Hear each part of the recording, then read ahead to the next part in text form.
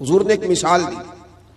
محبوب فرمانے لگے میری اور تمہاری مثال اس آدمی کی طرح ہے جس کی اونٹنی بھاگ گئی تھی, اس کی ناک سے نکیل نکل گئی تھی, بہت سارے لوگ اس کو پکڑنے کے لیے دوڑے, کوئی اسے نیزہ مارتا تھا, کوئی ڈنڈا مارتا تھا, کوئی چھڑی مارتا تھا. اونٹنی کو جیسے جیسے لوگ پکڑنے کے لیے بھاگتے تھے وہ بدکتی تھی, آگے جاتی تھی, حتیٰ کہ وہ لہو لہان ہو گئی, تھک گئی, پریشان ہو گئی.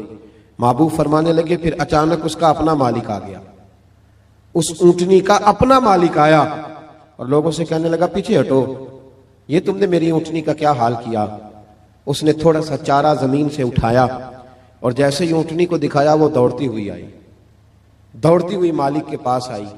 اس شخص نے اس کی پشت پر ہاتھ پھیرا بغیر کسی کی مدد کے.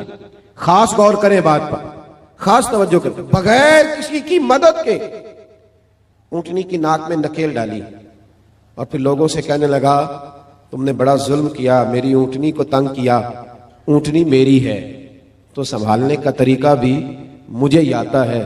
گویا حضور فرمانے لگے امت بھی میری ہے, یہ امت میری ہے تو سنبھالنے کا طریقہ بھی مجھے ہی آتا ہے. رب حبلی امتی کہتے ہوئے پیدا ہوئے تو حق نے فرمایا کہ بخشا الصلاۃ والسلام. یہ طریقہ سیکھے امت کو سنبھالنے کا, یہ حضور نے ہمیں طریقہ دیا, امت کو سنبھالنے کا طریقہ سیکھے. کیا بہت گرجدار آواز کے ساتھ لوگوں کو سنبھالا جائے گا؟ کیا کسی شخص کو متکبر کہہ کے پھر اسے چھوڑ دیا جائے گا کہ وہ تکبر میں بڑھ جائے؟ کسی شخص کو دنیا دار کہہ کے اسے چھوڑ دیا جائے گا کہ جو مرضی کرتا رہے؟ کسی شخص کو بہت زیادہ گناہوں میں الجھا ہوا دیکھ کر چھوڑ دیا جائے گا؟ نہیں, حکمت کے ساتھ اس کا علاج کیا. دیکھیں نا حضور کی بارگاہ میں آ کے ایک شخص نے کہا تھا یا رسول اللہ صلی اللہ تعالی علیہ وآلہ وسلم, حضور میں کلمہ پڑھنا چاہتا ہوں, امام راضی اس حدیث کو لائیں, میں حضور کلمہ پڑھنا چاہتا ہوں لیکن میری کچھ بری عادات ہیں جو مجھ سے چھوٹتی نہیں. تو حضور نے فرمایا کون کون سی؟ ہم لوگوں نے تو لوگوں کو کاٹ دیا لوگوں کو, اوہ یہ نشہ کرتا ہے, رشتہ دار ہو کے بھی ہمارا کوئی تعلق نہیں, اسے اٹھاؤ کسی ہاسپٹل میں لے جاؤ تاکہ بیچارہ دوبارہ سے دنیا میں آ جائے. کسی سے غلطی ہو جاتی ہے تو لوگ اسے کاٹ ڈالتے ہیں, بلکہ اس طرح کرتے ہیں کہ معاشرے سے کاٹ دیا جاتا ہے. جب آپ پیار کریں گے, ان لوگوں کو واپس لائیں, یہ پھر سے سوسائٹی کا حصہ بنیں گے. امام راضی کہتے ہیں کہ اس شخص نے آ کے عرض کی یا رسول اللہ صلی اللہ علیہ وسلم میرے اندر کچھ بری عادات ہیں جو میں چھوڑ نہیں سکتا, تو ان کے ہوتے ہوئے میں کیسے کلمہ پڑھوں؟ حضور نے فرمایا بیان کرو. عرض کرنے لگے یا رسول اللہ صلی اللہ علیہ وسلم میں معاذ اللہ تعالی ناجائز فعل کا, عورتوں سے ناجائز تعلق رکھنے کا بھی عادی. حضور میں چوری بھی کر لیتا ہوں, معاذ اللہ شراب بھی پی لیتا ہوں, اور چوتھی بات یہ کی کہ حضور جھوٹ بولنے کا بڑا عادی ہوں. حضور ان گناہوں کی بڑی کوشش کی ہے پر یہ جان چھوٹتی نہیں, ان کی موجودگی میں کیسے کلمہ پڑھوں؟ میرے مصطفیٰ کریم مسکرائے. حضور نے فرمایا ایک چھوڑ دو گے؟ کوئی نہیں توجہ کی آپ نے میری بات. کیا فرمایا بولیے گا؟ ویسے میرا مشورہ ہے جو زیادہ گناہوں میں گھرے ہوئے ہیں ایک چھوڑ کے دیکھیں. ایک بیماری کا علاج ہو جائے تو دوسری کا بھی ہو ہی جاتا ہے. ہم سب بیماریوں کے ساتھ جینا چاہتے ہیں, ایک چھوڑ کے تو دیکھنا بھائی, ایک ایک کر کے چھوٹ جایا کرتی, ایک چھوڑ دے. اس نے کہا حضور حکم کرے, میں سردار ہوں قبیلے کا. فرمایا تم نے جھوٹ نہیں بولنا آج کے بعد, یہ پہلے چھوڑ دے, میں تمہیں کلمہ پڑھاتا ہوں. کہا حضور وعدہ ہو گیا جھوٹ نہیں بولوں گا. وہ کہتے ہیں جھوٹ چھوڑنے کے وعدے پر میں نے محبوب علیہ السلام نے مجھے دوا دے دی, میں نے کلمہ پڑھا.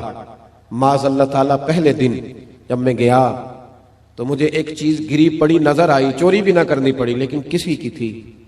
جب میں ہاتھ ڈالنے لگا میرے دل میں خیال آیا اگر کسی نے پوچھ لیا کہ بھائی میری وہ چیز تو نہیں دیکھی, تو جھوٹ تو میں بول نہیں سکتا, تو سچ بولوں گا تو چور بنا دیں گے لوگ. کہتے ہیں پہلے دن ہی وہ چوری والا معاملہ تو گیا ہاتھ سے. اب میں ذرا آگے بڑھا تو گھر پہنچتے ہی شراب کی بوتل ہاتھ میں آئی. فرماتے ہیں دل میں خیال آیا کہ شراب پی کے باہر نکلوں گا, کسی صحابی نے جن کا میں پیر بھائی ہو گیا ہوں اگر مجھ سے شراب کی بدبو سونگھ کے پوچھا کہ تم نے شراب پی ہے, شراب پی ہے, تو جھوٹ تو بول نہیں سکتا, تو سچ بولوں گا تو کیا سوچیں گے کہ حضور کا غلام ہو کے یہ کام کرتا ہے.